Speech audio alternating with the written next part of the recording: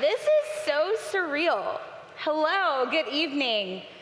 My name is Bethaney Wilkinson. Hello. And I lead events for Plywood People. And so I speak for our entire team when I say we are so glad that you are all here. For those of you who don't know, Plywood People is a nonprofit here in Atlanta that leads a community of startups doing good. And our theme for this year's Plywood Presents is loving disruption.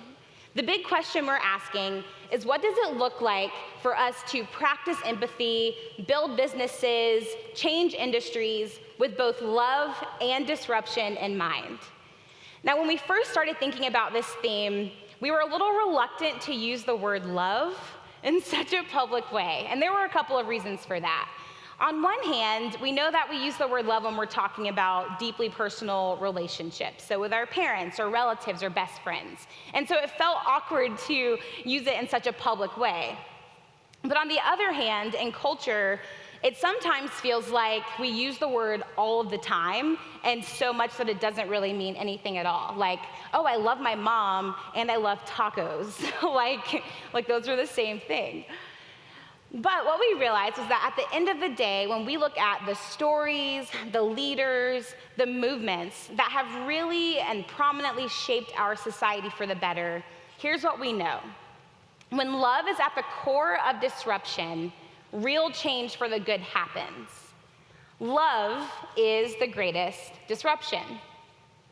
And so over the course of the next couple of days, you're going to hear from a diverse range of speakers and presenters who we feel have held empathy and hand with action as they've made art, as they've started businesses, and as they've led culture-shaping organizations.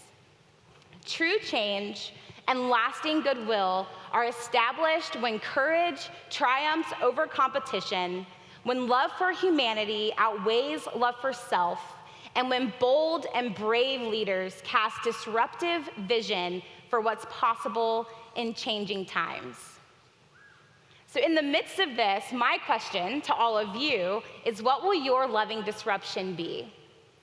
For some of you, it will be just taking your gifts and joining a community that's already working to solve a problem and partnering with them in that work.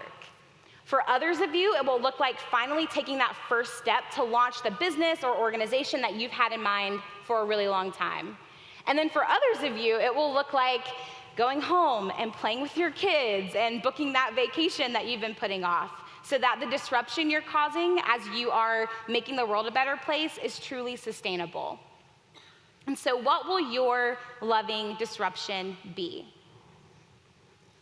My hope, especially as one of the leaders of this event, is that you would find the connections and the community that you need to take your next step.